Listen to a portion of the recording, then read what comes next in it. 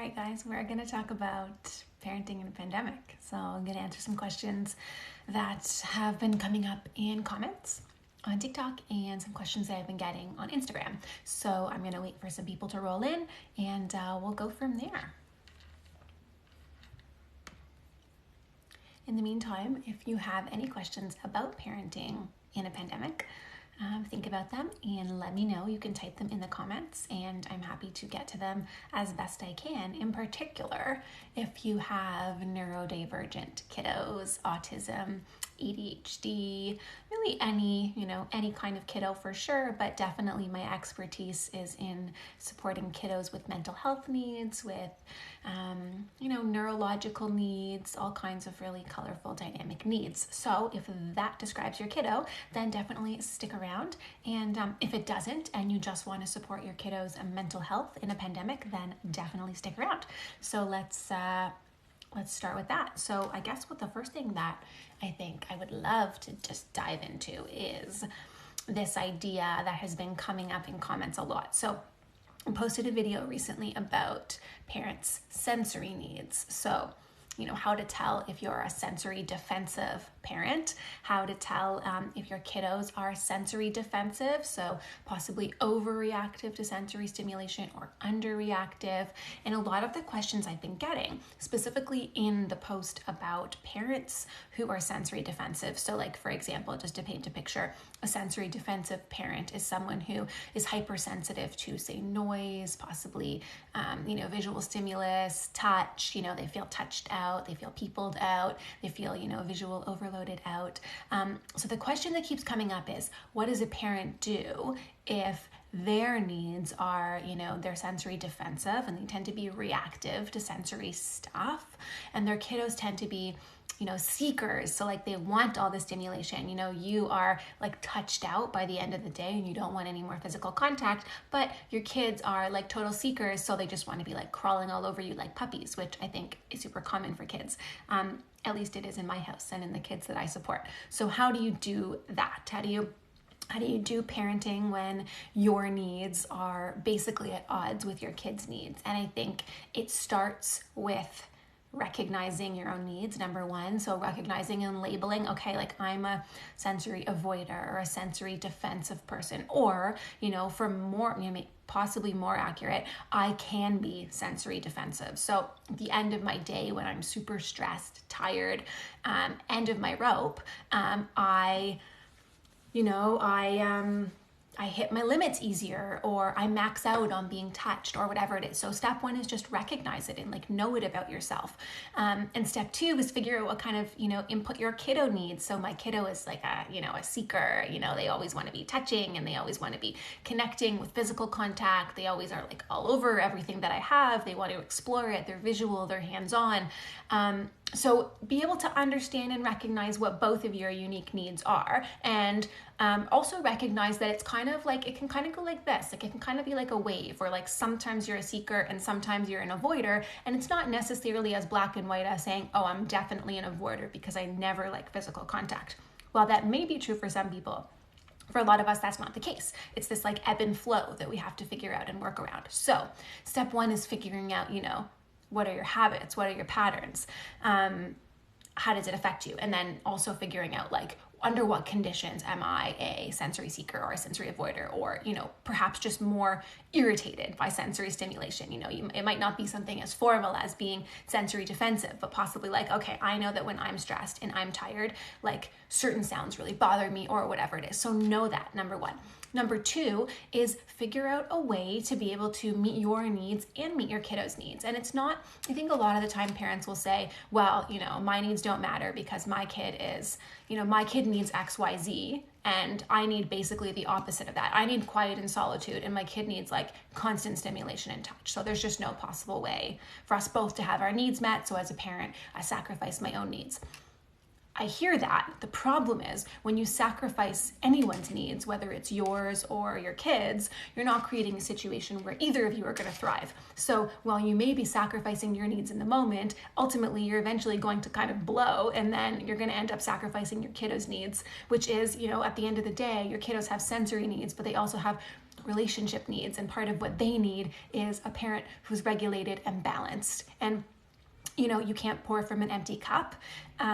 Obviously an adage that's easier said than done, but I think if you can start by recognizing your own needs in terms of sensory stimulation and just like the kind of environment that makes you feel your best, and then you start to think about the kind of environment that makes your kiddo the best, you can find some middle ground. You can say, okay, well, my kiddo really needs like constant engagement and stimulation, so I'm going to schedule, however many activities or whatever kinds of things meet their need. And then I'm also going to schedule, because my needs are equally important, I'm going to schedule things that are going to meet my needs. So that might mean having someone come in for a bit of respite for you.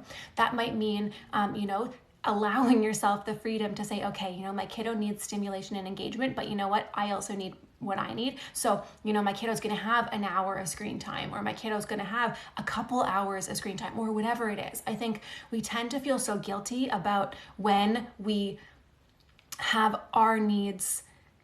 I don't really know how to describe this. I think we tend to feel guilty when we do something that we feel like there's stigma around, like, I don't know, screen time, or like something that we think is maybe not like the best because of some reason that was just like planted in our head. Somebody said screen time's bad, so we're like, oh, screen time's bad. So then when we go to screen time and we lean on it, we feel like, oh, this is a crutch. I'm a bad mom. I'm a bad dad. I feel guilty, even though it's satisfying a need in us that allows us to get that break, that quiet time, that time to regroup, or stimulation, depending on who we are. And then we come back and we're like, grounded, we're able to engage. I would way rather my kid spend some time on a device. Obviously, like, you're going to be a responsible parent and you're going to make sure that what they're doing is age appropriate and developmentally appropriate. But I would way rather my kid spend some time on a device and I know as the parent that I'm taking the time to prioritize my needs so that I can meet their needs. And that way, when I come back and when I say, okay, like, I've, done whatever it is I need to do, whether it's like, I don't know, like some people regulate by cleaning, like fine, whatever it is that you need to do to regulate or to meet your own sensory needs, you do it, you come back, and then you're at 100, right? You're not like this like battery that just continues to operate at 50% because you never take the time to fully recharge. That to me is really important. And I think a lot of the time parents will say it's really easy to just throw your hands up and say, I can't possibly have everyone's needs met, so why try? But I think there's tremendous value in trying. And there's tremendous value, the message you send to yourself as a parent when you prioritize even 5 or 10 minutes of whatever it is that you need, whether that's, scrolling on your phone on TikTok, whether that's having like your coffee like actually hot. What a novel idea. I think when you do those things, you send a message to yourself that you value yourself and you appreciate the work that you do, and you essentially reinforce yourself for going at 100 all the time, which is really what I think all of us as parents are doing and caregivers are doing as we're parenting in a pandemic. And I think a lot of the things that we used to do to recharge, out girls' nights, guys' nights, out with your friends, date nights, manicures, trips to the store where you just walk around and don't buy anything, but just like leave the house, right? Those are all things that many of us used as coping mechanisms and we didn't really realize because they allowed us to like recalibrate. And I think now parenting in a pandemic makes all of that so much harder. Not to say, I don't know where you guys are all logging in from, but I'm in Ontario, Canada. Various parts of Ontario are in like total lockdown right now where only essential businesses are open. Obviously I can go to the grocery store. The grocery store is open, but like, that's not self-care. Going to the grocery store is like a must-do thing. That's not self-care. That's not me recalibrating. That's me going to do an activity that frankly in a pandemic time is stressful. I don't want to go to the mall and just like aimlessly walk around anymore, because even if I do, even if in my city it's open, it's stressful. It's no longer something that is calming, that is mindless. It's like you are never in a moment where you're not constantly running through and assessing risk and going through risk analysis in your head. And that's extremely stressful. And I think parents are not necessarily adequately understanding the impact of that in terms of like mental burnout and just like general parental burnout.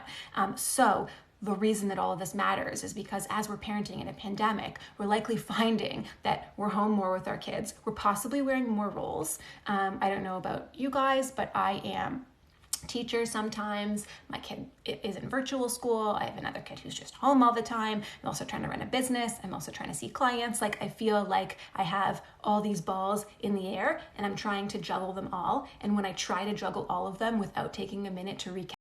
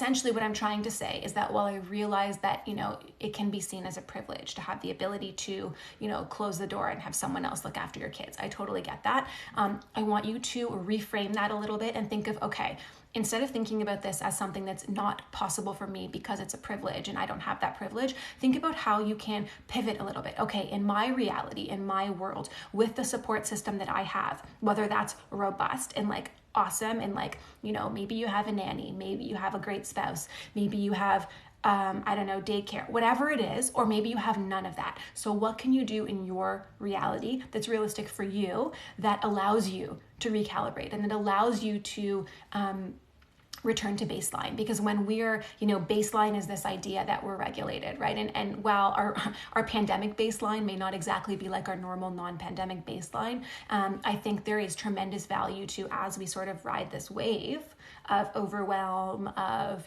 frustration, anxiety, nerves, there is tremendous value in coming back down. Even if, we're going to go back up again, the act of coming back down is incredibly regulating. And it's incredibly important because we don't want our bodies to get used to operating at this really high, like we don't want them to get used to operating at our peak. We want them to get used to having to come down again and to being comfortable at this sort of, it's not necessarily calm, because to say that we have to be calm is kind of seems daunting. Like, oh my God, if I have to be calm, then like the last thing I can be is calm. Especially if you have anxiety or ADHD or anything that just like complicates how your mind works a little bit. But that pursuit of at least coming back down at some point is really important. And I think it's also okay if you come back down and then you go back up again pretty quickly. You come back down, you regroup, you go back into your life, you come back up again. That's okay. But I think the idea that we should all be operating at our peak all the time is not sustainable. And it's really frustrating for us, and it's really frustrating for our kids. Okay, I'm going to go through some of these comments and then I'll move on.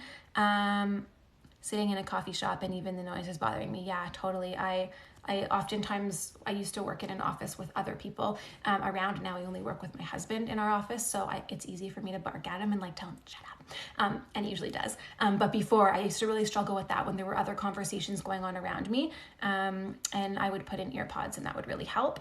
Yeah, I understand. Is it okay to tell your 5-year-old that mommy needs quiet time? 1000%.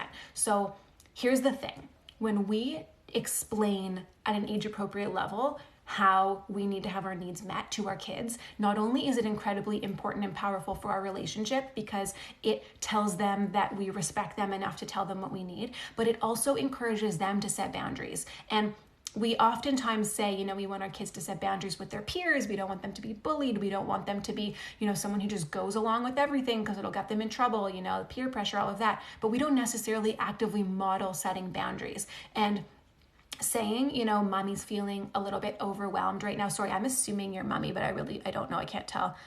I think you're mommy. If you're not mommy, then whatever, right?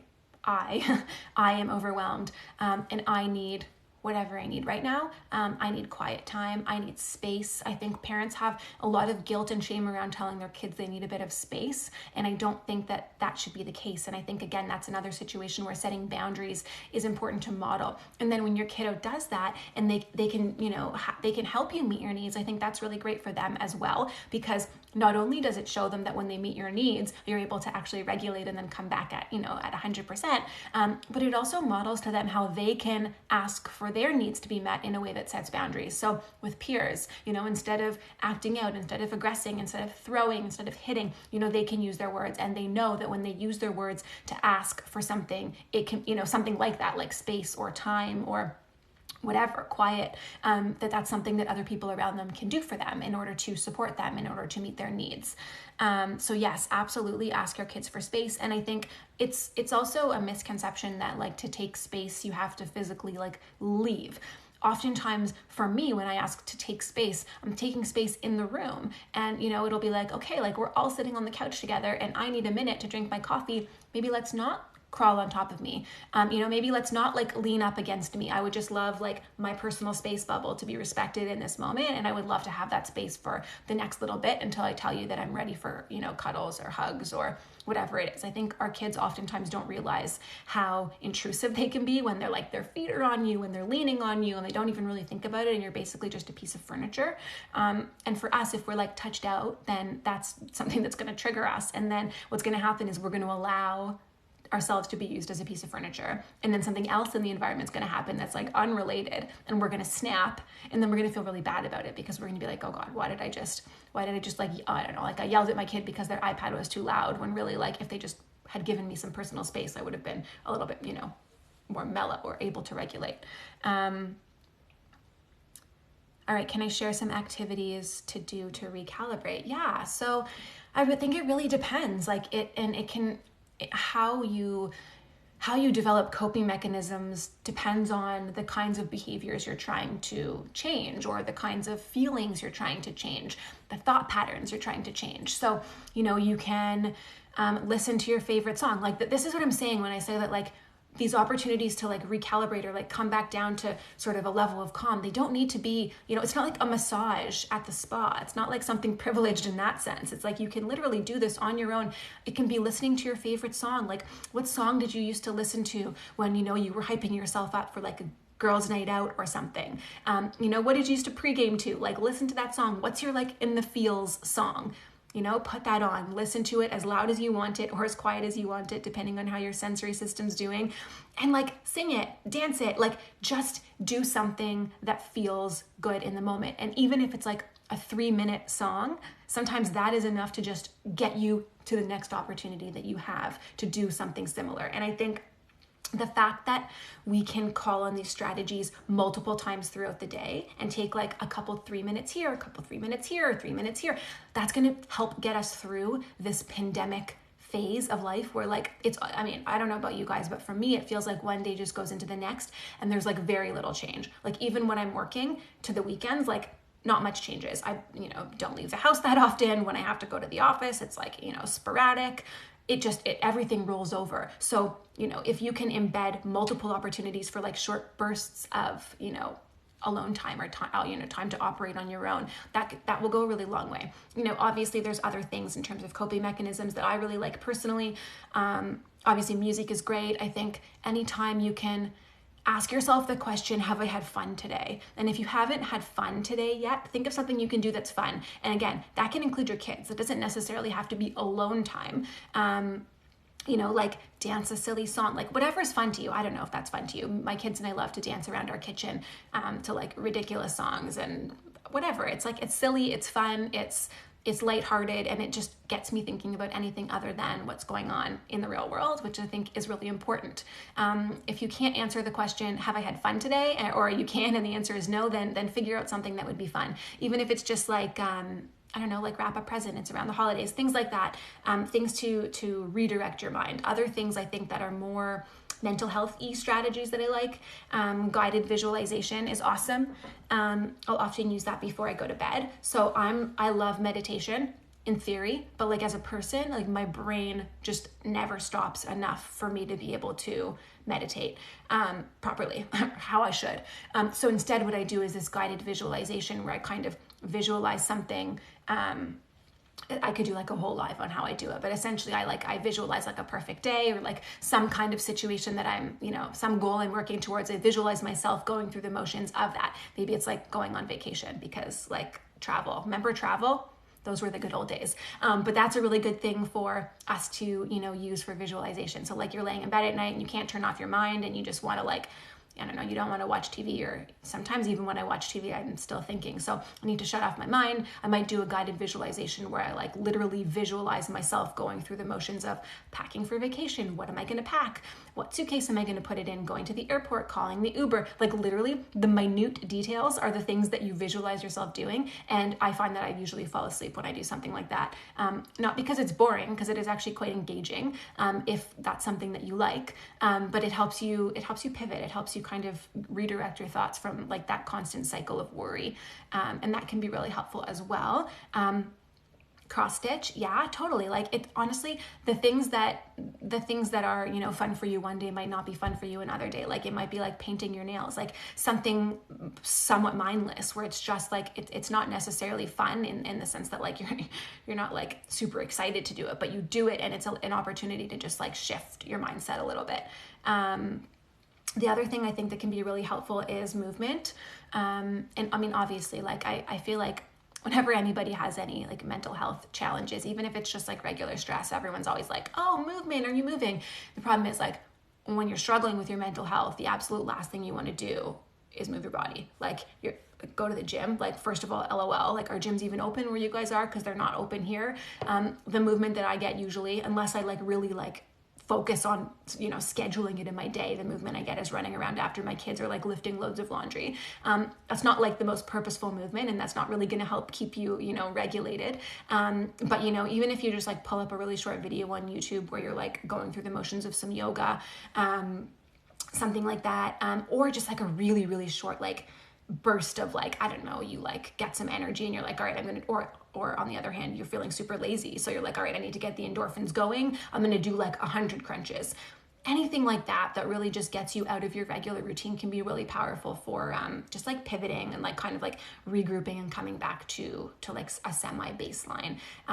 The things that I would honestly avoid if you're in a situation where you feel like you're not at baseline is I would avoid the tendency to mindlessly scroll on anything like TikTok. I obviously love TikTok, but if you're feeling like you're not regulated, sometimes going to TikTok or going to like Instagram, it doesn't help. Like it just sends you into this other spiral. You see things, you become triggered. If you're anxious, if you're having like automatic negative thoughts, like you're starting to see things that confirm your deepest, darkest fears about yourself. Or like if you're, I don't know, like right now I feel like health anxiety is massive and like contamination anxiety is massive, and everybody's super hyper aware of, illness and all of that. So if you tend to have health anxiety and then you go on Instagram and you're scrolling and you see like, you're going to start focusing in on all the things that like stress you out to the max, and then you're going to put it down and your like heart rate's going to be through the roof.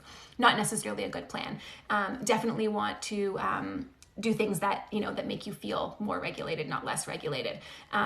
Like that's one of the things I actually really like about TikTok though, is the like silliness and lightheartedness of some of the things that are on here can be really, really helpful, especially if laughter is something that is like, if you live alone, like who are you going to laugh at but yourself, which isn't super funny. So sometimes in that case, there might be specific content creators that might actually be helpful for you. But obviously everything is has to be taken at your individual level depending on what you're dealing with. You love my videos. Thank you. I love that. That's why I love prayer. They have yoga positions, and I think at the end of the day, what I think is really important for people in a pandemic, but in general life always, but especially in a pandemic, is meaning finding. So any activity that you can do that helps you find some meaning. So whether that's, reading prayer or reciting prayer or, I don't know, like anything that helps you find meaning. Some people really, really like Kundalini yoga for that reason, breath work, philosophy, there's a word that's escaping me right now.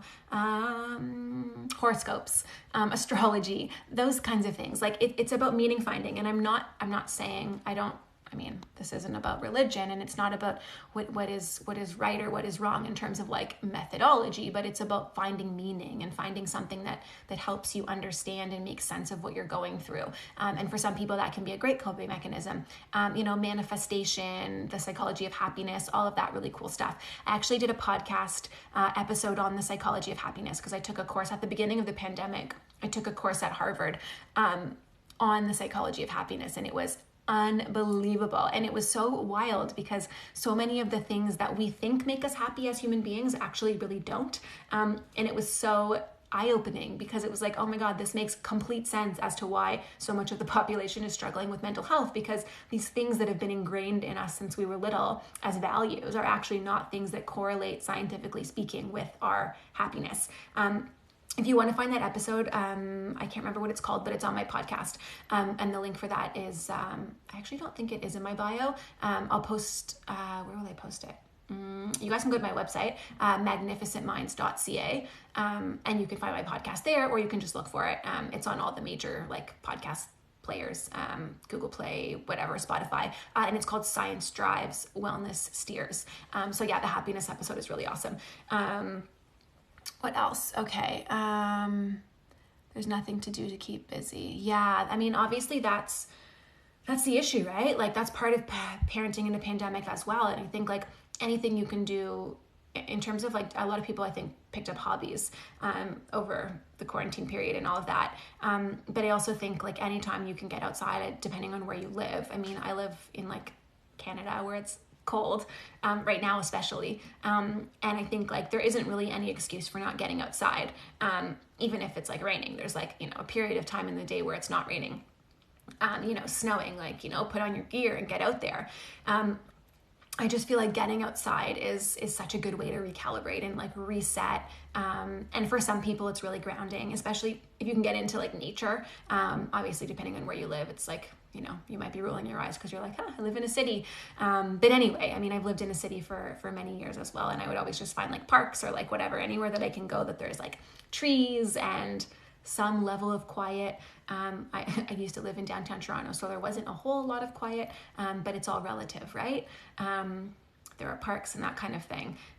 Yeah, I know a lot of people are missing the gym, and that's, I think, one of, that's what I was saying initially at the beginning of this, is that so many of us didn't realize how many of our coping mechanisms relied on like our community, even if it was like, swimming pools, our community centers, gyms, all of that stuff. And so many of us didn't realize that, or even like, things that are more of a privilege that we, used to regulate or used to like regroup with, like vacations and travel, and even things that like now, seeing family, like, wow, that felt like a privilege back then. Like how amazing would it be to just like spend a bit of time with family? Like, I don't know about where you guys are, but for me, that's not an option right now, aside from the family I live in my house with. I think the other thing is, as we come up to the holidays, and again, it's regardless of which holidays you celebrate, there's a certain shared human value of, connection. And I think in particular around when the years change, whether it's because you celebrate Christmas or Hanukkah or whatever it is that you're celebrating around the time that, it's the new year, I think there's this shared connection as a value. And I think it's going to be really hard for a lot of us to move forward into a new year and goal setting for ourselves and all of that when we don't have those regular things that ground us in like the changing seasons. Thank you for it's really sweet.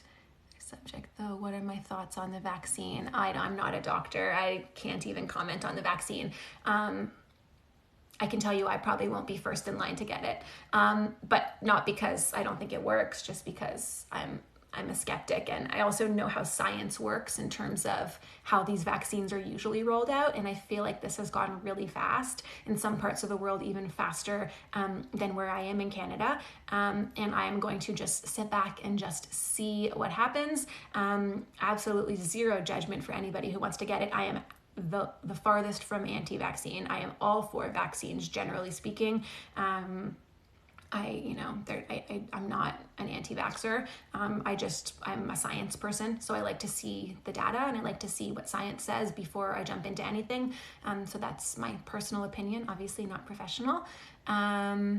Pretty lucky I'm a caregiver in a nursing home and the people that there encourage me and inspire me. That's amazing. Yeah. So I think those of us who are lucky enough to be working right now are in a position to, have a unique situation, I think, where, we get to have a bit more normalcy than those who are either not working or just simply working from home, where there isn't that same level of, interaction with the rest of the world.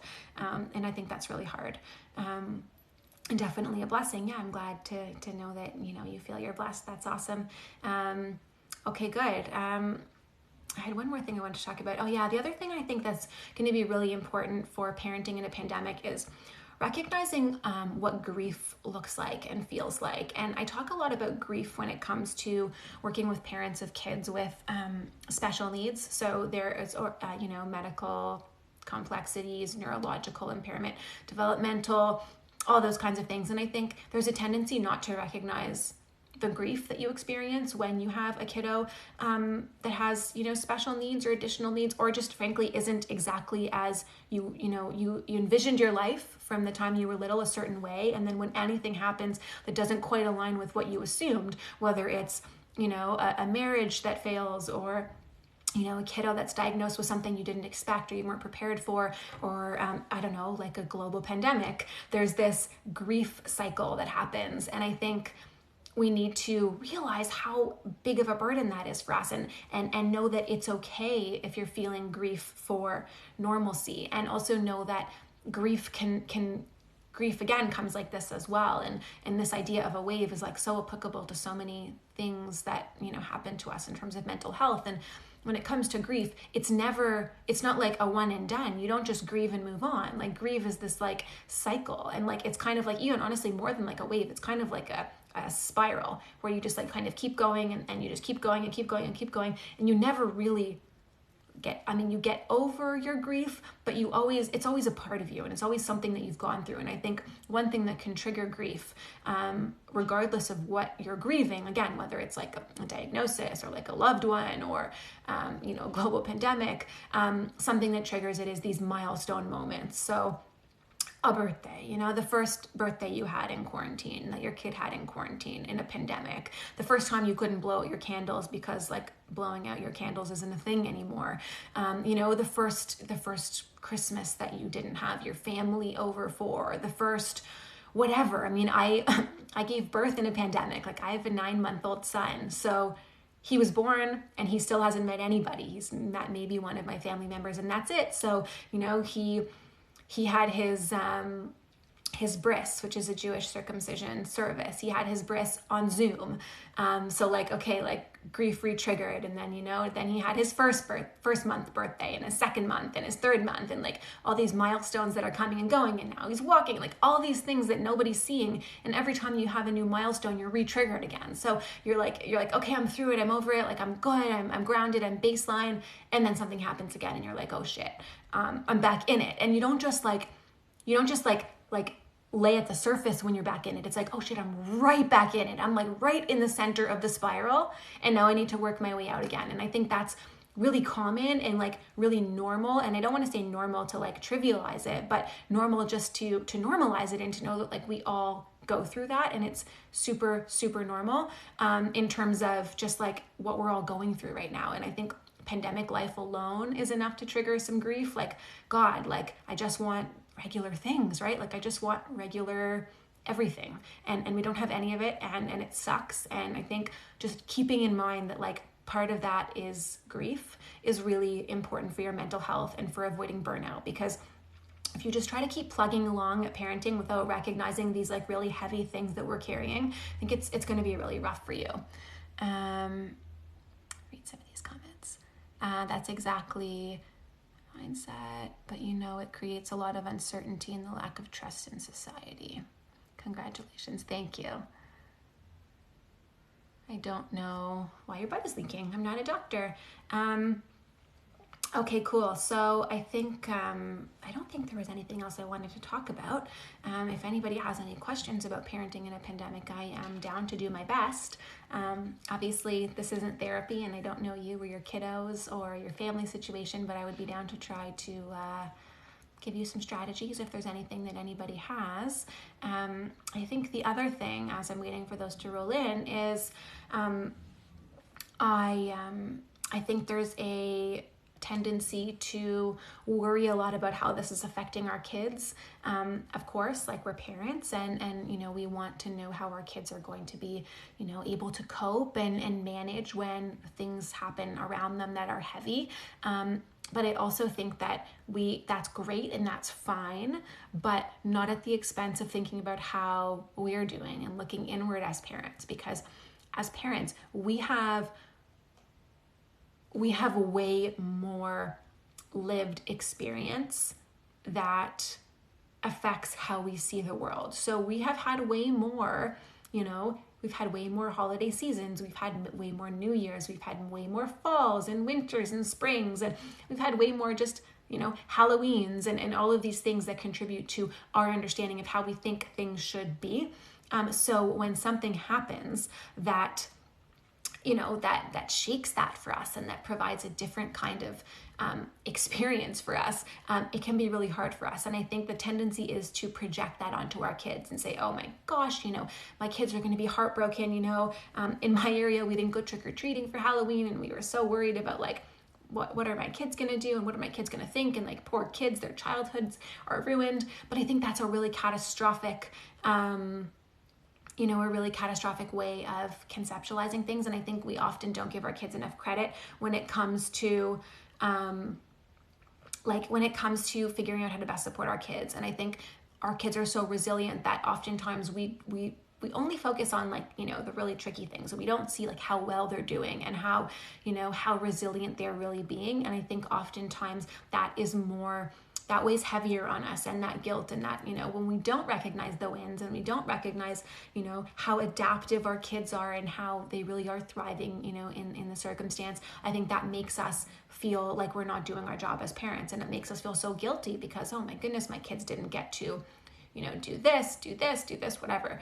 My kids don't get to go to the grocery store, whatever it is that your kids don't get to do anymore. I think that affects us a lot more than it affects them. And of course, they have opinions about it, and they're entitled to that, but they're also experiencing life in a way that we never got to as kids. They get to experience things like the closeness of family. They have this whole new language and vocabulary, quarantine, bubbles, all of that. So I think if we don't appreciate the value of that, then I think we're missing a big piece of this, and that will really help us with our own mental health as well. Kids are doing great, adults not so much. Exactly. And I think one of the major things that contributes to that is the idea of this, like, cognitive flexibility and the ability to just pivot. And, like, pivot is, like, the word of the year, I think. And I know that for kids, like, the more anxious we get, the less we want to pivot, the more we want to lean into routine. And I think that's true for our kids as well, but I also think kids, again, have less lived experience. They have less, they have less shoulds and more coulds. So, like, what does that mean? They're more open to the possibility of different, ways of doing things, as opposed to us as adults who are like, well, no, like, it should be done this way. On Halloween, we should go trick-or-treating.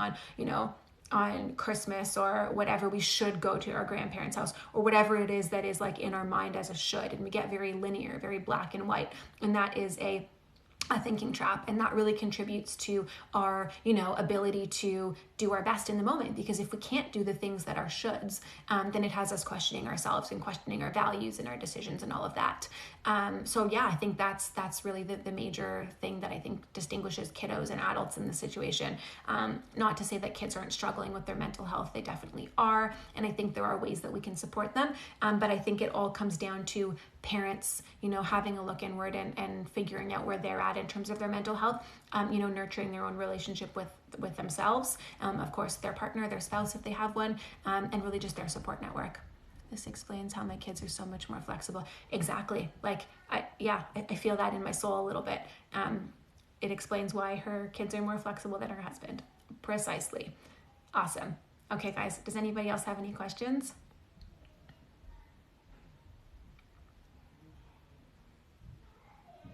You're gonna go live at 1K. Awesome. That's great. I'll tune in for sure. Anybody else? How's everybody, how are everybody's kids in school right now? Do your kids notice the difference, or do they feel like it's like business as usual?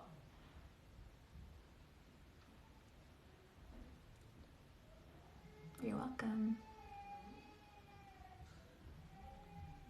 All right, guys, my little boy's crying, so I'm gonna go deal with that. Thank you so much for hanging out. If you guys want to pop over to my profile and follow me, I would love it. And if not, I hope to see you guys back in another live. I have no idea how to log out of this live though, so let's figure that out.